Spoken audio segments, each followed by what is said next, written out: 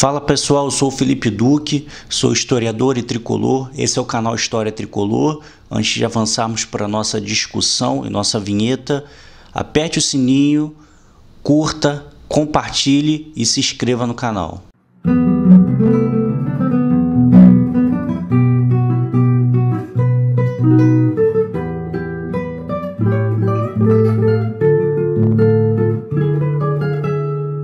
Bom, todos sabemos que o futebol no Brasil é uma paixão nacional. Ele movimenta quase cerca de 52,9 bilhões de reais, seja direto ou indiretamente, com consumo em bares, restaurantes, estádios, produtos licenciados. E uma pergunta que fica é, o que o Fluminense tem a ver com isso? A gente está falando de um país onde a seleção brasileira é pentacampeã do mundo, você teve a projeção de craques como Pelé, Garrincha, Rivelino, por aí vai. E o que o Fluminense tem a ver com essa história? A resposta é tudo. Eu vou falar nesse vídeo aqui, que eu vou dividir numa série de três partes, hoje é o primeiro, como é que o Fluminense teve um papel fundamental de insistir no esporte desconhecido, investir financeiramente e também organizar e fomentar a seleção brasileira pentacampeã mundial.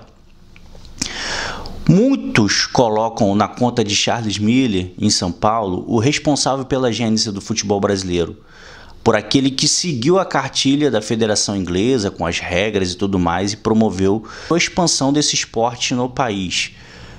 Isso é uma meia-verdade, aconteceu de fato. Porém, o maior responsável direto para que isso acontecesse foi Oscar Cox. Por um motivo simples, o Rio de Janeiro naquele momento era a capital da república do país. Era a cidade mais povoada, a cidade mais urbanizada. Era o centro das discussões econômico, políticas, sociais, culturais. Lógico que São Paulo tinha um poder naquela primeira fase que os historiadores chamam de República do Café com Leite, onde você tem um revezamento de Minas e São Paulo. Mas as cartas políticas, as articulações, as negociações se davam no Rio de Janeiro. E ali era o polo, era o locus das discussões.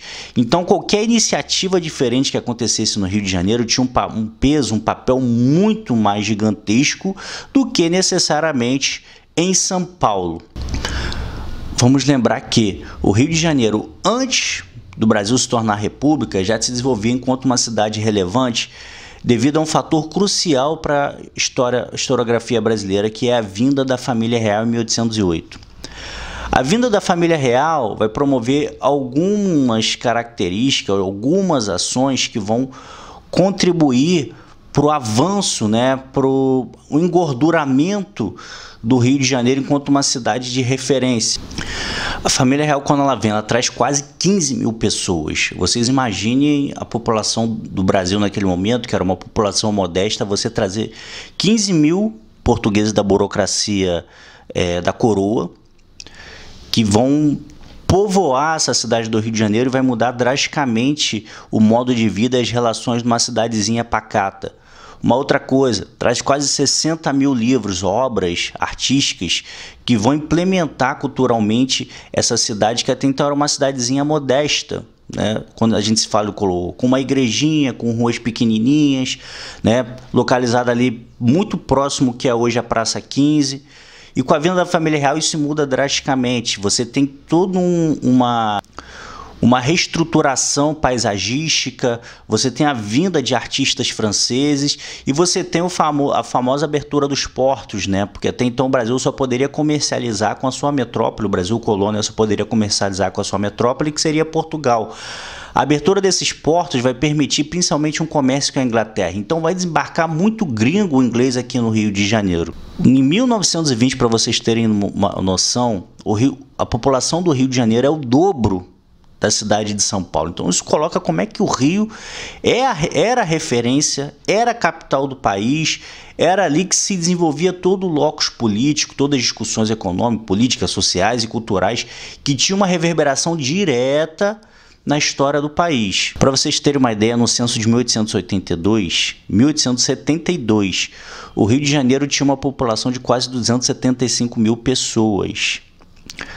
Salvador, que era a segunda cidade mais populosa, né, quase 130 mil aproximadamente. São Paulo não figurava nem entre as 20 maiores cidades do Brasil. E na década de 20, a população do Rio de Janeiro era o dobro da população de São Paulo. Então isso demonstra que o Rio de Janeiro era o locus. Era ali que se movimentava todas as discussões políticas, econômicas, sociais, culturais e por aí vai. O que tivesse de pioneirismo, de novo, era ali que se desenvolvia e se expandia para o resto do país. Por que eu estou falando isso? Porque o pioneirismo de Oscar Cox, em 1902... ao criar um esporte desconhecido aqui, ele tem muito mais peso, né, político, econômico, social, cultural e tudo mais, do que São Paulo. Para vocês terem uma ideia, todos os clubes que foram criados em São Paulo até 1910, eles foram extintos. O Rio de Janeiro é o único que ainda teve a existência, né? Tem a existência atual de alguns clubes como Fluminense, Botafogo, América, Bangu. Os clubes de São Paulo, Corinthians, Palmeiras, Santos, São Paulo, foram criados depois de 1910. São Paulo, por exemplo, para vocês terem uma ideia, é de 1930. É um clube que vai existir em 1930, ou seja, o Fluminense foi criado em 1902. Isso demonstra como é que o Fluminense insistiu, né? No caso, Oscar Cox insistiu num esporte totalmente desconhecido, desprivilegiado, e foi com ele até o fim, ali onde era a capital da República Brasileira. Para se ter uma noção, entre 1870 até 1920 aproximadamente, o principal esporte no Rio de Janeiro era o turf, né? Corrida de cavalos, que depois foi se espalhando pela cidade, a primeira ali no Engenho Novo. O cricket, que era um esporte muito praticado por ingleses, principalmente no Rio, no Paysandu, Rio Cricket, em Niterói, no Rio Cricket, e o remo, né? Vamos lembrar que o Rio de Janeiro, naquele período, o Rio era pouco aterrado, era uma cidade pouco continentalizada, né? Então você tinha várias praias, Praia de São Cristóvão, Praia da Saúde, Praia da Lapa e por aí vai. E os clubes, né, muitos clubes vão nascer, suas sedes vão nascer ali em torno dessas praias. E o remo acaba que, por não ser em local fechado, vai ser o esporte mais popular. Você vai ver, por exemplo, muitas pessoas, operários, da classe trabalhadora e tudo mais, eles vão assistir o remo porque né, é um esporte a céu aberto, não é dentro de um clubinho fechado. Então acaba se tornando um esporte extremamente popular no Rio de Janeiro naquele primeiro momento. No Rio, que é só praia. No Rio de Janeiro só existe praia, vamos lembrar disso. E nesse período, no início do 20, final do 19, início do 20, a praia ela tinha uma característica apenas medicinal, né? As pessoas iam para a praia somente para tomar um banho quando estivesse doente, enfim, que os médicos orientavam.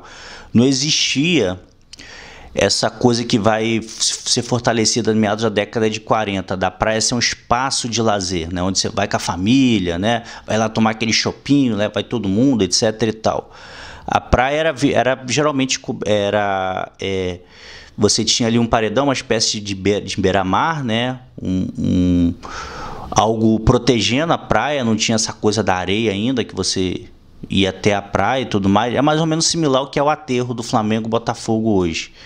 Então isso, logicamente, essa coisa como é um espaço aberto, o remo é um esporte muito popular naquele início, no final do 19 e início do 20. Quando o Oscar Cox aparece com o futebol no Rio de Janeiro, no início do 20, né, em 1901, que ocorre a primeira partida de futebol, depois quando ele funda o Fluminense em 1902, o futebol é feito chacota daquele esporte, né? Como o próprio Mário Filho fala na grande obra O Negro no Futebol Brasileiro, o futebol é coisa de menina, de fresco, de afeminado, né?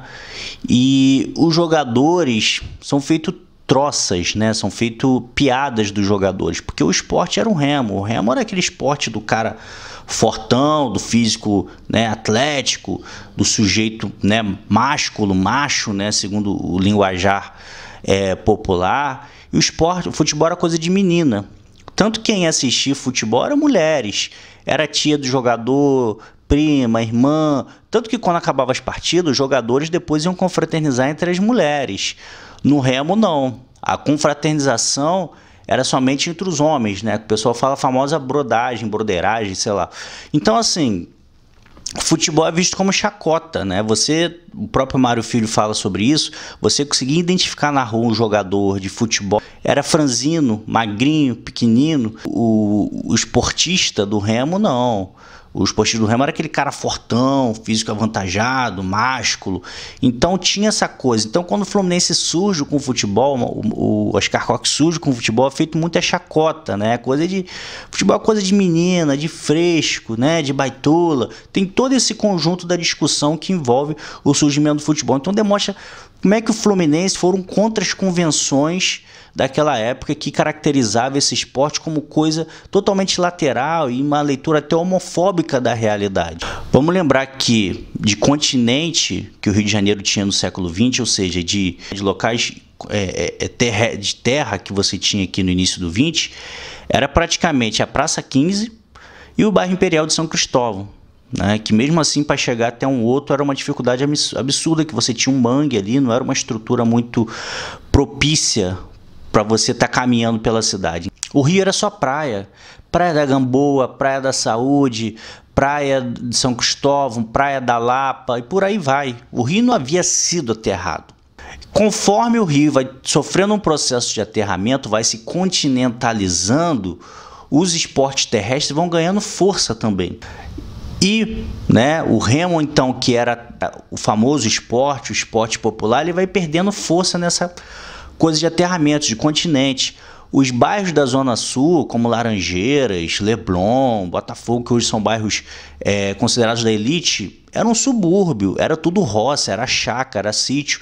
Você tinha ali, lógico, figurões morando, muitas figuras abolicionistas, inclusive, mas aquilo ali era chácara, era mato. Ali era um local totalmente bucólico, né? Não tinha essa coisa de Zona Sul, igual as pessoas falam. Então, naquele primeiro momento, quando o Oscar Cox introduz a possibilidade de futebol, no caso Laranjeiras especificamente, aquilo ali era tudo chácara.